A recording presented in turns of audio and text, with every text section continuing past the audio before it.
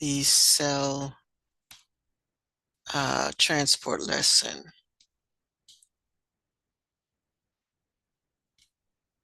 Okay.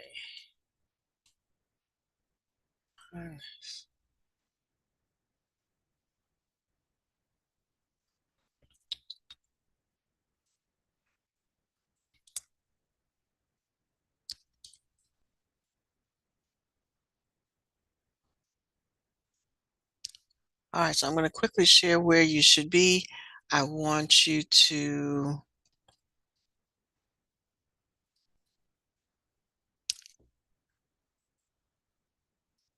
pay attention to the first paragraph that defines diffusion and osmosis, and that's what we're going to be looking at. And this is on a cellular level again.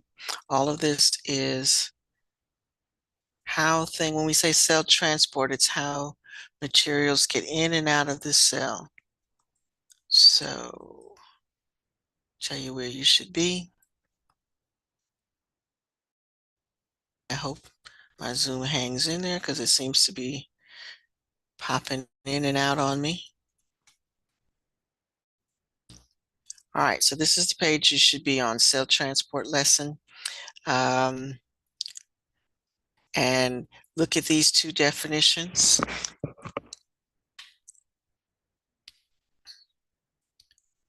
Just kind of read over this page just a little bit, and then we're going to switch to a Nearpod and do the lesson through the Nearpod. Okay, so I'm going to do attendance first, and then I'm going to give you the link for the Nearpod.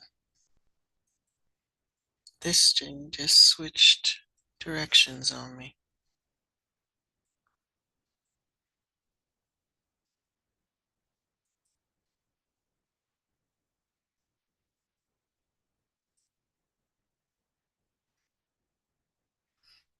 Okay. All right, so you take a look at that, go through the whole page, just read over. Actually, just get that far. If you get through this far, it'll be okay. We're going to watch a different video and do the Nearpod activity for diffusion and osmosis. But you do need to know the definition of those two words. So start by making notes of that. Okay, so I'm going to stop sharing while I do attendance.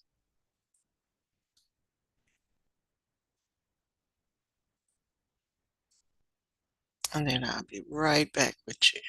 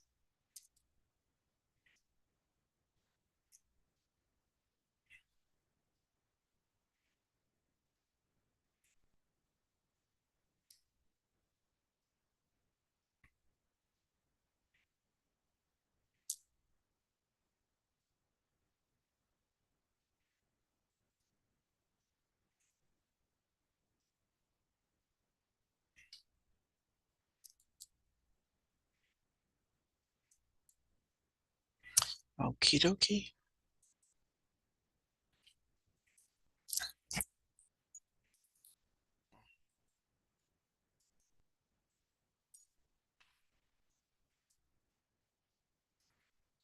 All right. That being done, let's look at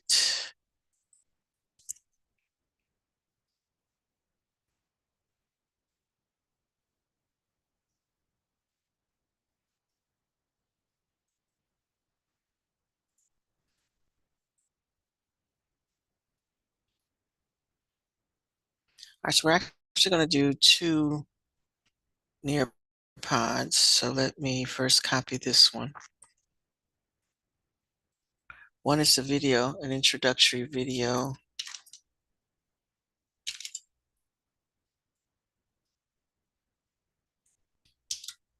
Okay, so that's the first one.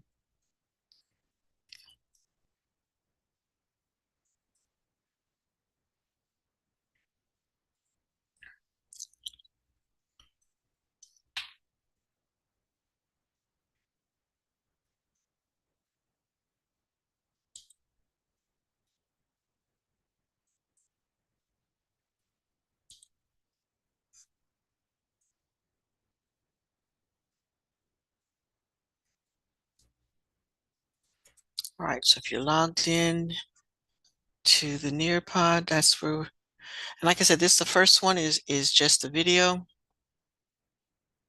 The second one will be the lesson. All right. But this one we will pause it so that you can answer some questions for me in the chat. So stay with me so that everybody can respond. Hey, I'm Lorena, and this is a cell. All cells have a membrane, and that membrane is selectively permeable. They let some things in and keep others out, sort of like a bouncer at a club. Hey, no jeans, please. Okay, and I'm going to put this in student view. All right, so we're paused here, and everybody needs to respond to the question.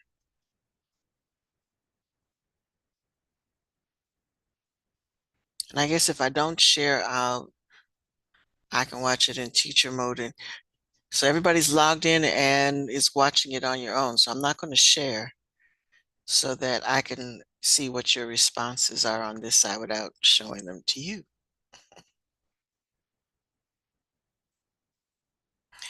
All right, so the question is, the cell membrane and a bouncer at a club illustrate a selectively permeable membrane. The key word there is selectively. So what else can you think of that lets things in and not others? So let's see what you had to say. All right. So I got a couple of people that have no answer, no answer, no answer, no answer. So I need some answers here.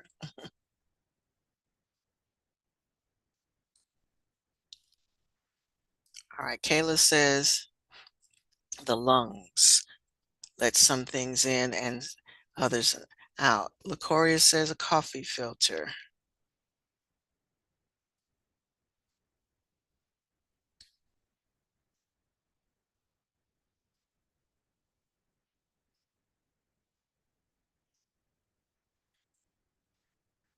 All right. Jacob says a gatekeeper.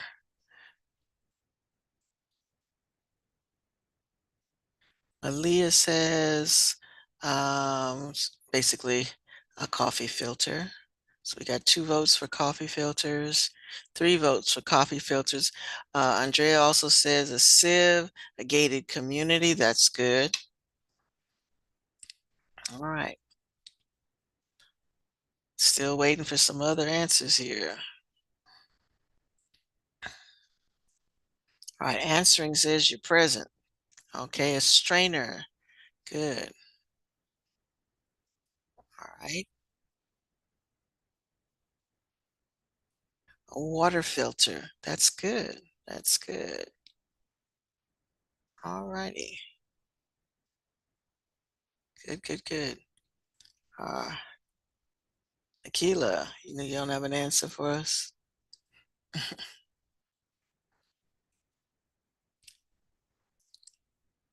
All right, let me see if I do.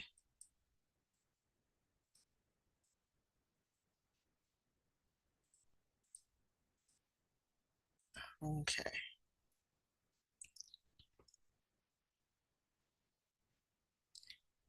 All right, I'm going to start the video.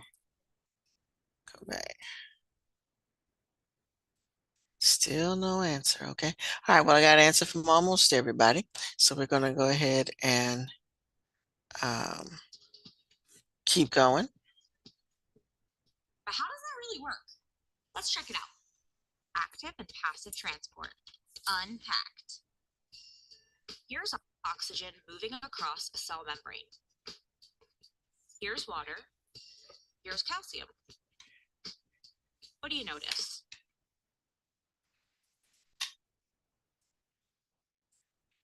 All right, so it paused so that you can write down what you noticed about what just happened. All right, so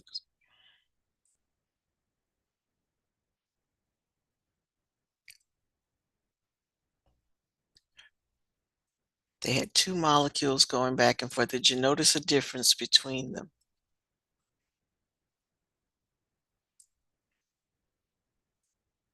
And actually on this one, I'm going to let this one just go ahead on this one and let her explain, because this one's a little more There are difficult. two main ways substances move across the cell membrane: passive transport and active transport. Passive transport requires no energy from the cell. All right, I'm going to pause it right there.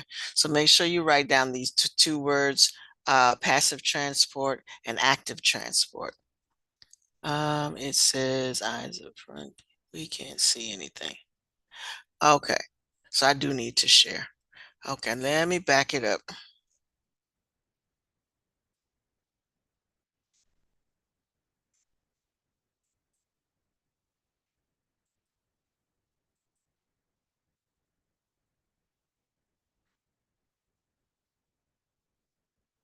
Okay.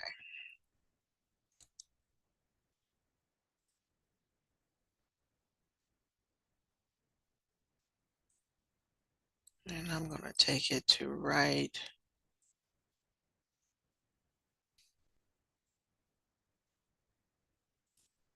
there. Here's oxygen moving across a cell membrane. Here's water. Here's calcium. What do you notice? Okay. So it asks you, what are the differences you observe with the molecules? So they had water, they had calcium, and they had an oxygen. What did you notice about the way they moved across the membrane? So that's the question you need to be answering there. What did you notice about the way they moved across the membrane?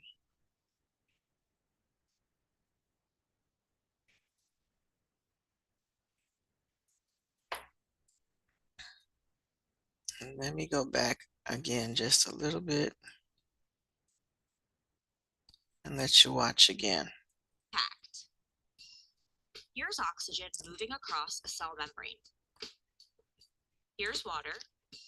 Here's calcium. What do you notice? Okay. What do you notice? So there were three different molecules. Oxygen's a gas, water is a molecule, liquid molecule, and then we had the third substance going across.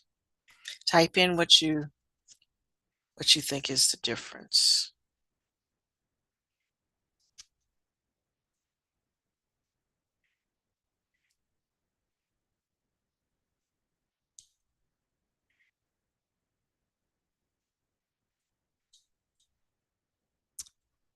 All right. Kayla says they are different molecules. They move in a different speed. They're different sizes. That's a good answer. They have different ways to enter the cell membrane. That's a great answer. That they very much had different ways that they entered the cell, and that's going to be our focus. They had different ways of entering the cell membrane. Some of them moved together, one moved in pairs. So wow, they moved across. Two molecules. Okay. Okay. Okay. So yes, they all went through in different ways. Okay. That looked like you looked it up. All righty. Let's keep going. There are two main ways substances move across the cell membrane: passive transport and active transport. Passive transport requires no energy from the cell. Okay, I'm going to pause it there. Write that down. Passive transport requires no energy from the cell. Means it just sits there and stuff passes through. And she's just going to give an example. Let's say you're biking down a hill, and even if you're just sitting there checking Instagram, not pedaling, your bike will still move down to the bottom of the hill, passively. Molecules naturally want to move down the concentration gradient. That's just a fancy way of saying they move from areas where there's a lot of them to areas where there's not so many.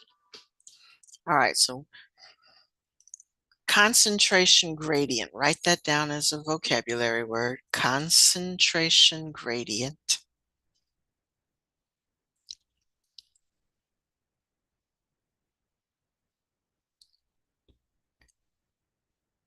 And the way she put it was they move from an area where there's a lot of them to an area where there's a less. So if you look at this picture, on the blue side, you have a lot of those are like oxygen molecules because there are two of them.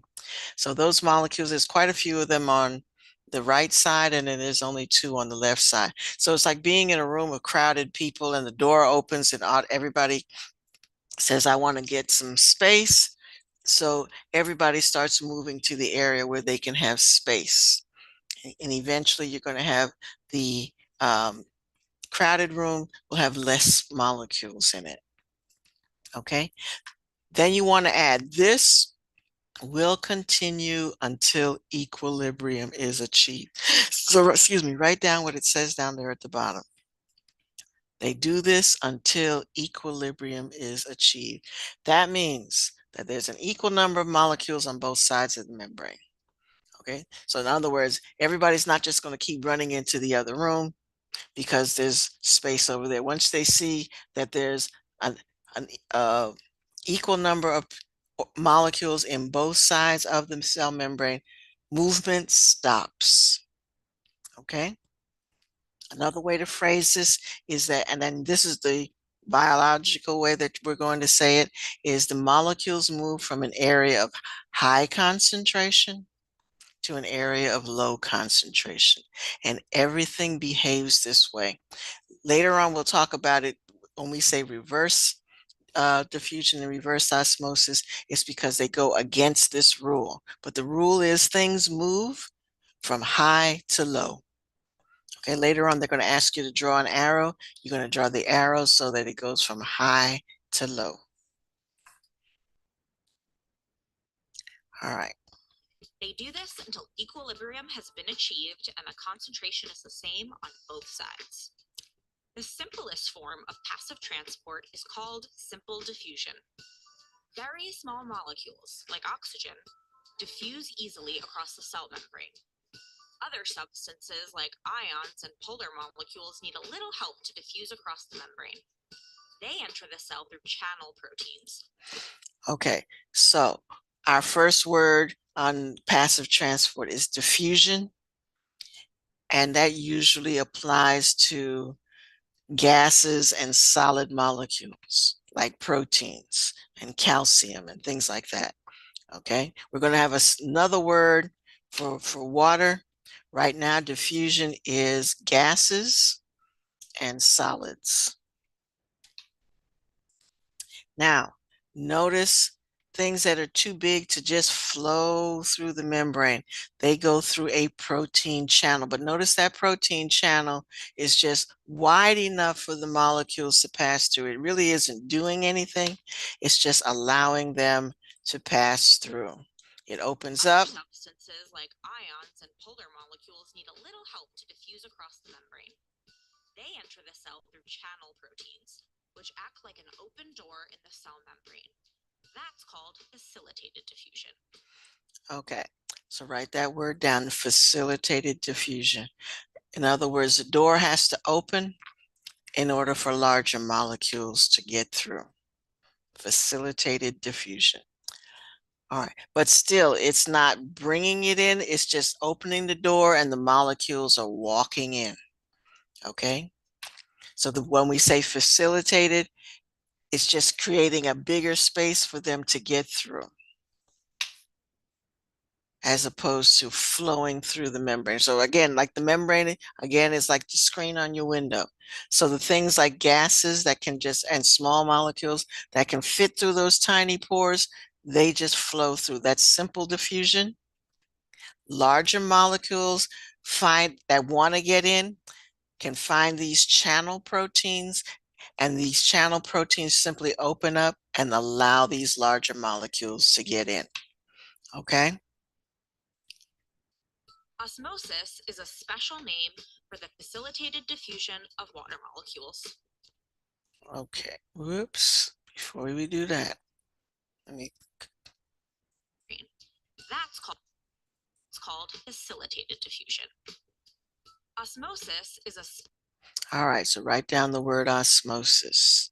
Now notice us, the water molecules are represented by what I call those Mickey Mouse molecules. The blue parts are the hydrogen and the red part is oxygen. And that's what you're always going to see. Whenever you see one that looks like that, that's a water molecule. But notice it's too big to just flow through. So the cell membrane lets it pass through the protein channels. Now, it is still diffusion, but it's diffusion of water. So when we say osmosis, we're only talking about water. special name for the facilitated diffusion of water molecules. Okay. All right, we've got a question here. So unlike oxygen molecules, water molecules need what?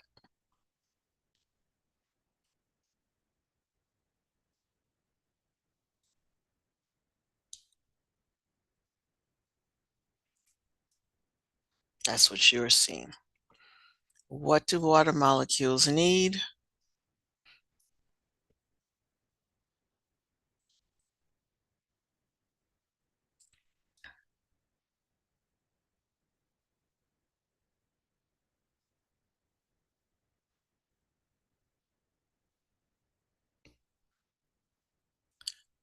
All right, the correct answer. So we got almost everybody answering. The correct answer is going to be C. They need a channel protein to move across the cell membrane. Okay, they are larger than oxygen, and oxygen can flow through. They need a channel protein in order to flow through. Okay.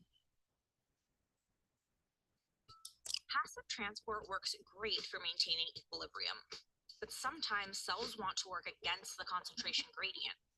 For example, calcium plays an important role as a messenger between cells. If left to their own devices, calcium ions would naturally diffuse until there were equal concentrations inside and outside the cell. But the body needs much more calcium, 20,000 times more, outside of cells than inside them. So cells need to constantly push calcium ions out. To do that, they use active transport. Imagine you're back on that bike, but this time you're biking uphill. You're going to need to sweat a little and be active, using energy to get to the top. For cells, energy comes in the form of ATP. Okay, let me stop it right here. All right, so our second one, so we had passive transport, now we have active transport. And then we want to write what it says down here at the bottom. It requires energy in the form of ATP.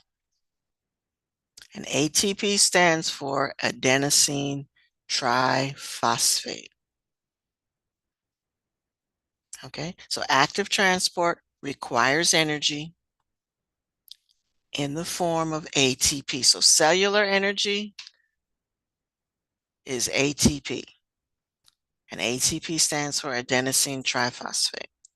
Okay, so if you look at the picture, the little molecule in the picture, you have the big A for adenosine, and then you have 3 little phosphate molecules attached to it.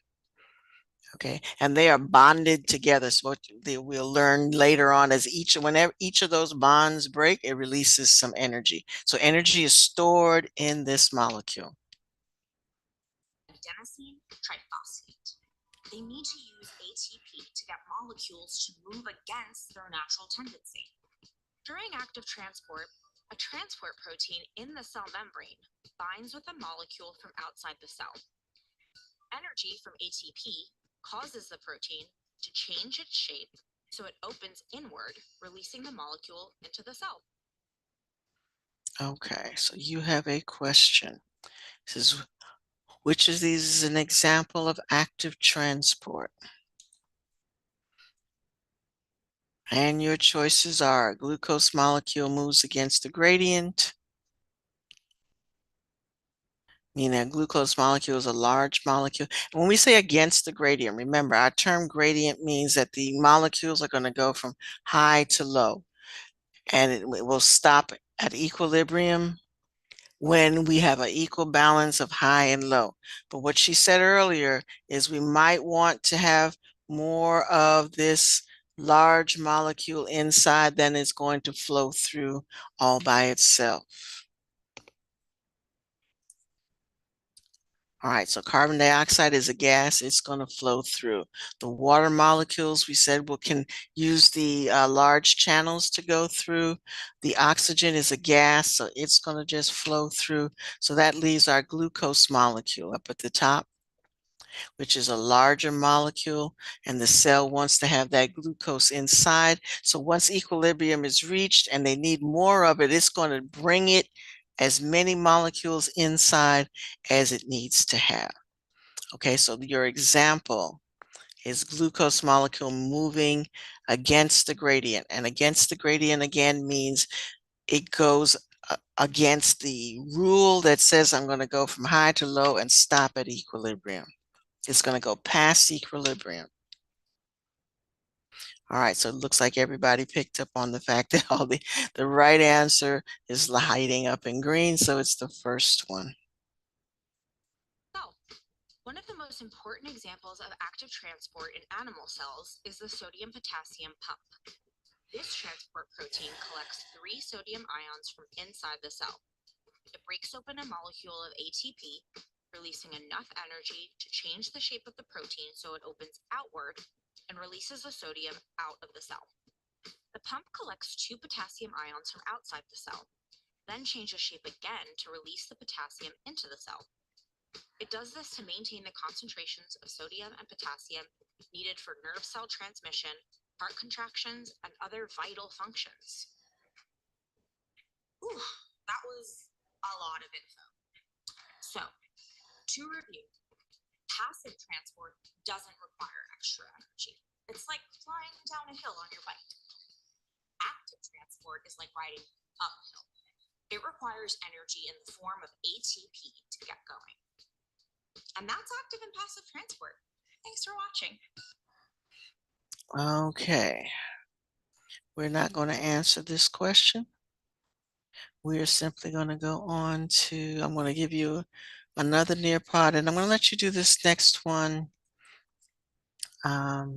Yes, I want to leave. And I'm going to give you,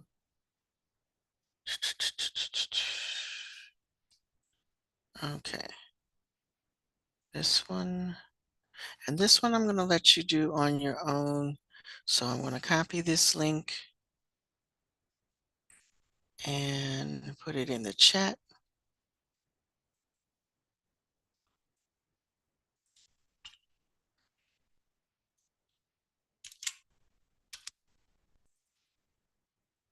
Okay, so this one is going to be paced by you. And I'm simply going to look at the responses. So it's going to go through. So it's waiting for y'all to sign in.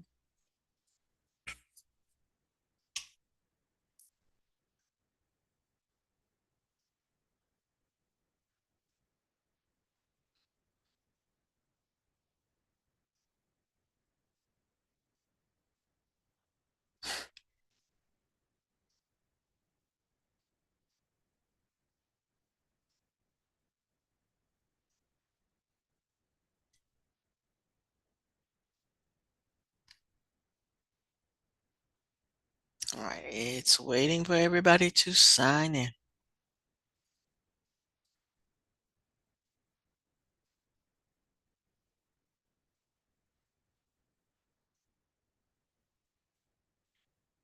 Three more.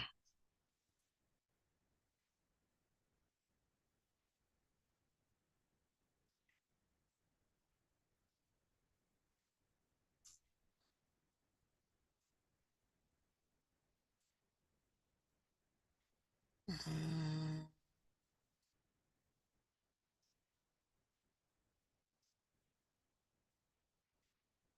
okay, looks like Jacoby, Andrea, and Michaela.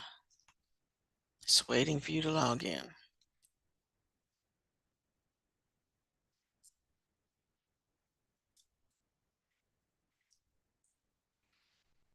All right, so I'm not going to hold it there, but you all need to log in. Everybody needs to be logged in, and it's going to keep a record of who's responding and who isn't. So I'm going to let you read through this by yourself. I'm not going to worry about those.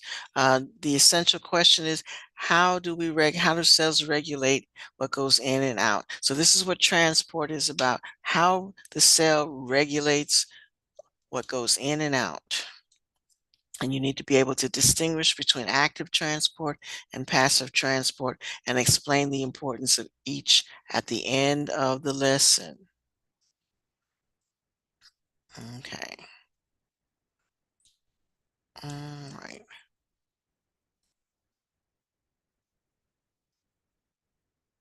Okay. I'm not going to actually insist that you draw a picture. How about that? Okay, because you're not in a classroom, so you can't draw a classroom layout. So that's what it's asking. If you were in the classroom, so it's basically looking at the example I gave. If everybody was in a classroom, all packed, like maybe there are 25 people packed up in one classroom, what would that look like? And what would it look like if we suddenly opened the door and everybody went out into the hallway? Okay, don't worry about that drawing. Start here. Okay, imagine that your classroom is a cell. And which cellular membrane do you think resembles the door, the windows of your classroom? Or I said it wrong. We said which cellular structure? It would be the cell membrane. Okay, and that's going to answer that for you. It'd be the cell membrane, and it's going to look like what we saw in the video. All right, if you're not logged in, log in because I'm keeping record of responses. All right. So some of it will just be doors that open so that things can flow through easily. Windows would mean you'd have to open a window and close a window in order for things to go in and out a window. So that's what your classroom would look like, is as far as letting things in and out. Okay. So think of it like that. All right. So what you need to do is get to this structure, and it's kind of like the one you were doing on Cells Alive the other day, whereas if you click on things, it actually highlights the structures in the cell. So take a few minutes to go through and become acquainted with what these structures look like. Again, eventually you're going to get a diagram as a quiz, and you will have to label the parts of the cell. So take a few minutes to just click on the objects and it will highlight what they look like.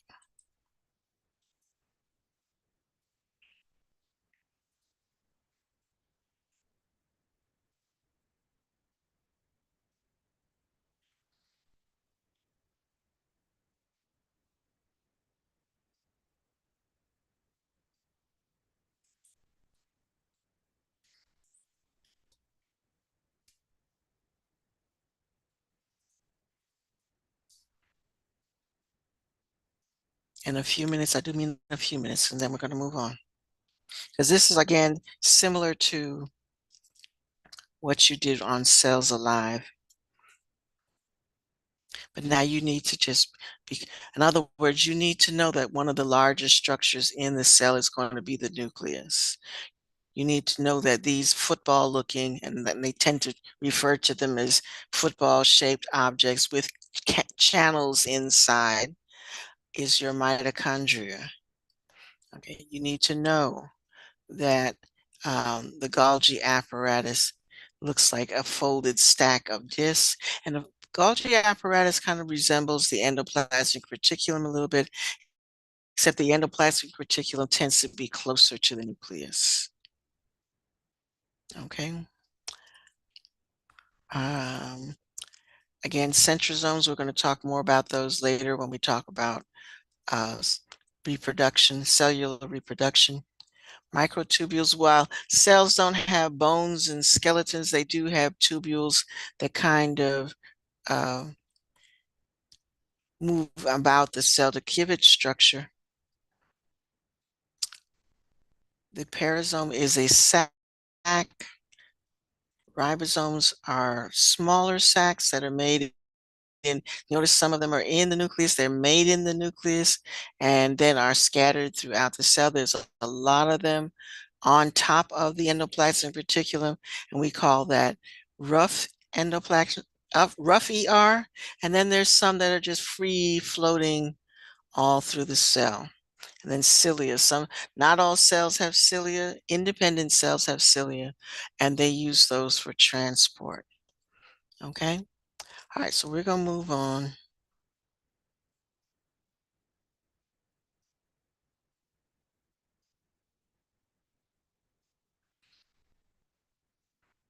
All right, go ahead and answer this question.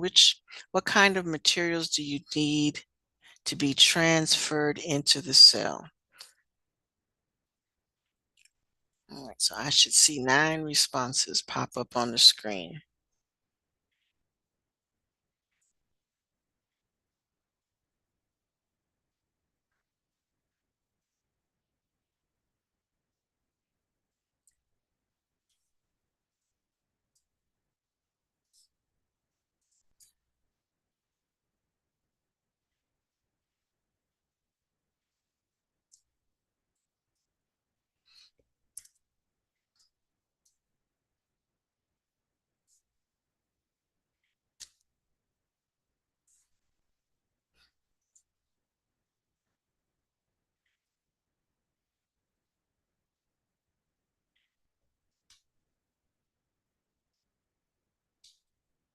And it's not letting me.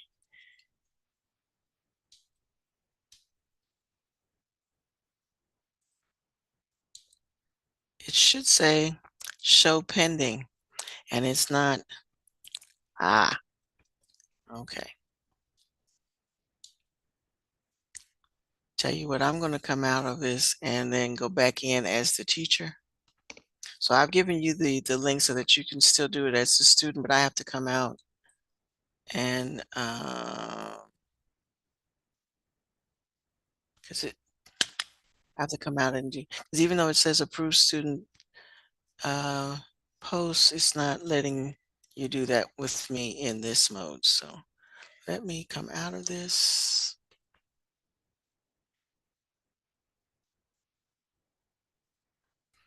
And then I'll go back in as the teacher.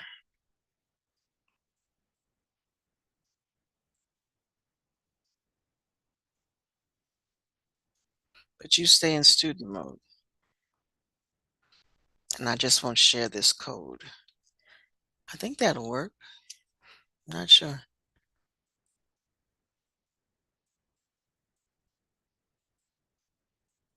Let's see.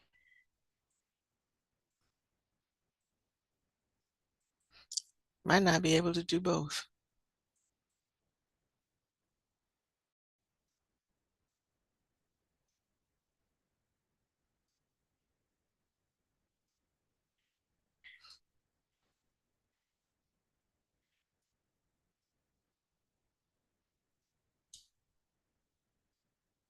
All right, try it now, or I have to give you the code.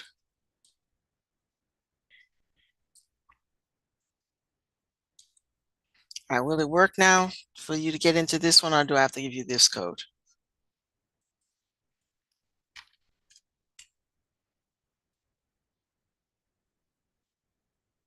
Okay, here's the code for this one.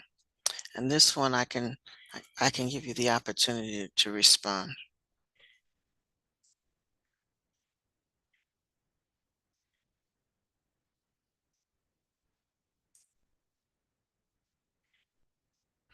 It's the same lesson, it's just that one is teacher mode and one was student mode. So come out of the other one, come into this one, and go forward till you get to the page that asks you what kind of materials need to be transferred into the cell.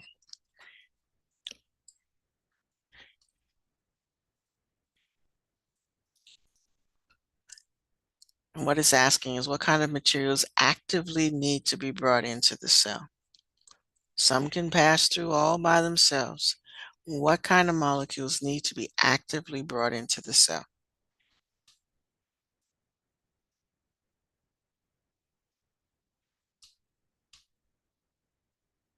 Now this one should work because it'll show me pending responses. So I'm waiting for pending responses.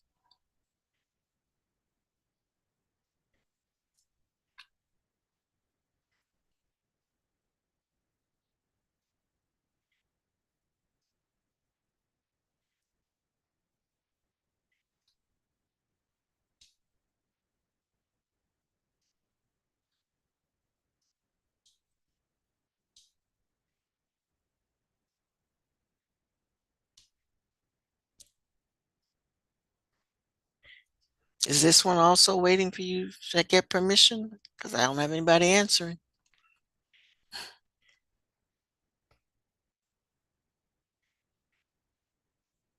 There we go.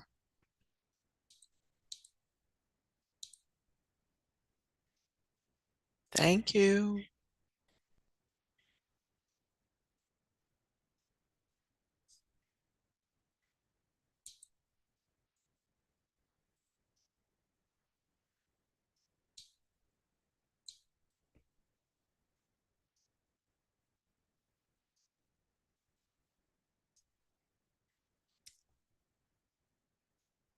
Okay, some are nutrients, ions.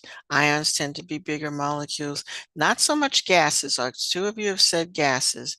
Gases can flow right through the membrane. They don't need to be transferred. Glucose, water, nutrients, and other ions. Good.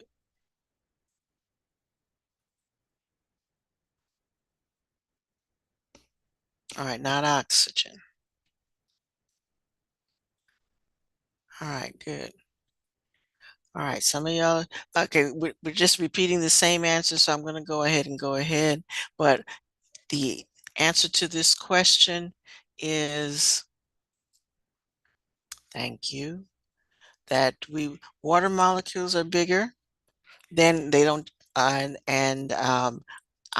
and certain nutrients are bigger than too big to just flow through, so they need to be actively transferred through the membrane. All right. Um, what kind of materials need to be expelled from the cell and why? Now, what do you need to get rid of?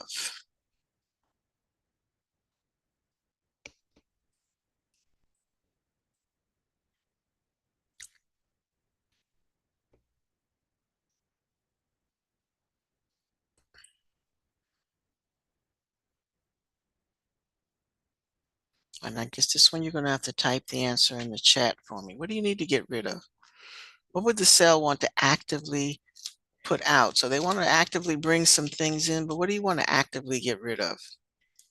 What does anybody, even you as a total organism, what do you actively want to get rid of? What's a nice polite word for that?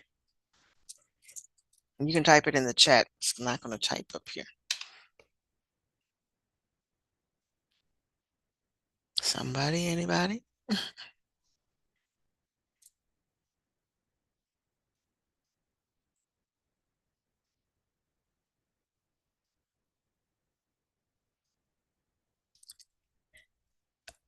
Okay, decay, but what's a better word for decay as far as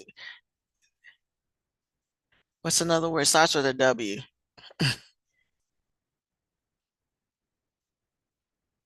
Waste. That's the word I'm looking for. Thank you. We're trying to get rid of waste products. Okay, so the cell has to go through the process of breaking things down, digesting some of the structures might break down, and they want to get rid of those things. You don't want to accumulate them inside the cell. So they've got to actively get those things out of the cell. Okay, we're not going to look at that picture. But we are going to watch this video and I'm going to play it.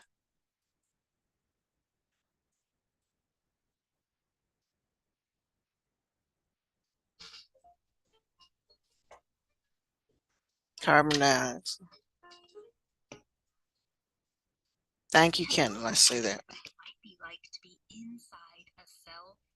Imagine the genetic material, the cytoplasm, the ribosomes. You'll find those in almost all cells, prokaryotes and eukaryotes. Eukaryote cells, in addition, have membrane bound organelles. All of those structures and organelles have different functions, but cells are not isolated little worlds. They do have a lot going on inside them, but they also need to interact with their environment.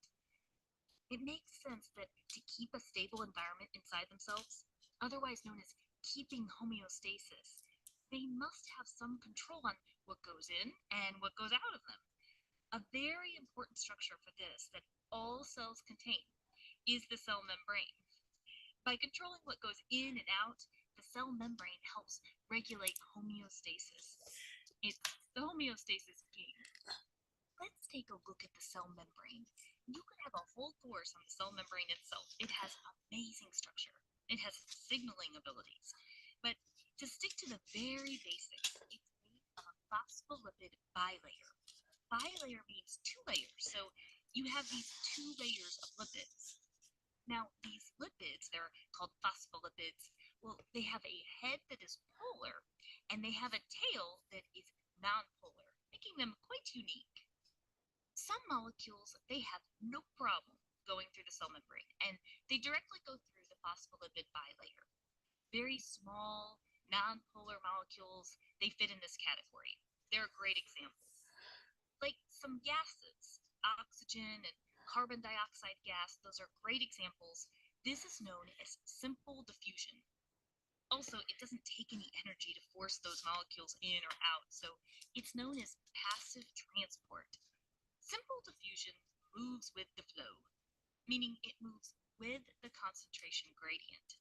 Molecules move from high concentration to low concentration.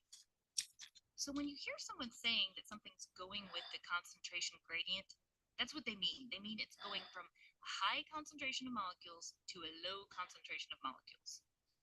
Now, remember how we said the cell membrane is actually a pretty complex structure?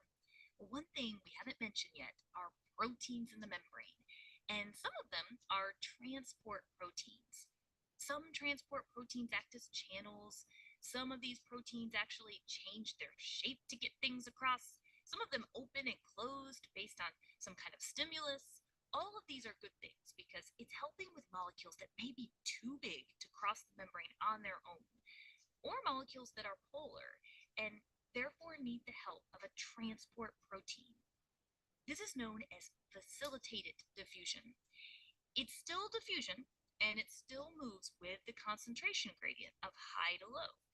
It doesn't require energy though, so it's also a type of passive transport. It's just the proteins are facilitating or helping things pass.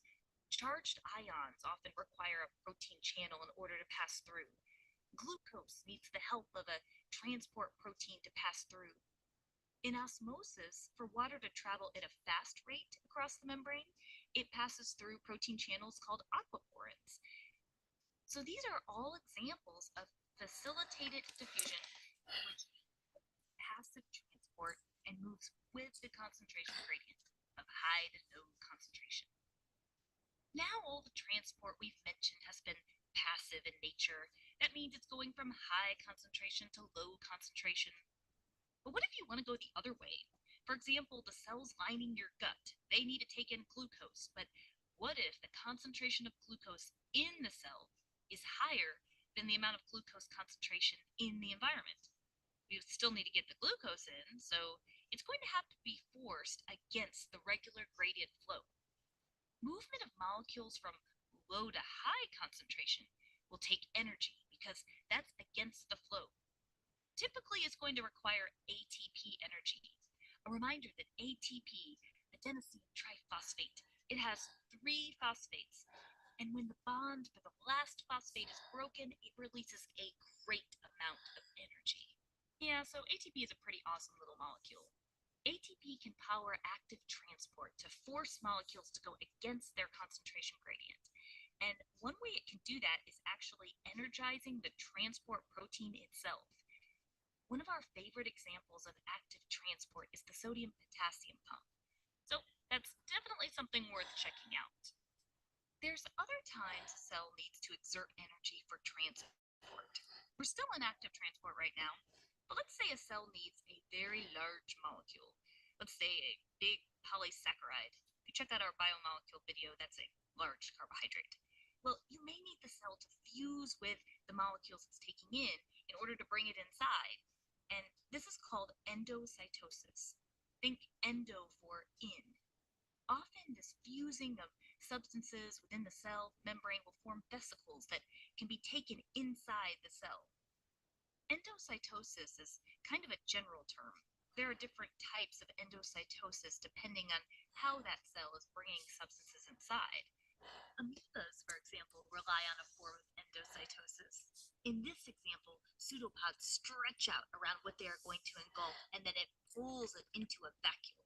And there are other forms too, such as the fancy receptor-mediated endocytosis. This is where cells can be very, very, very picky on what's coming in because the incoming substances actually have to bind to receptors to even get in. Or penocytosis. This allows cells to take in fluids. So to the Google to find out more details of the different types of endocytosis. Exocytosis is the reverse direction of endocytosis. Think exo and exit. They sound very similar too. Exocytosis can be used to get rid of cell waste, but it's also really important for getting valuable materials out that the cell has made. Want a cool example?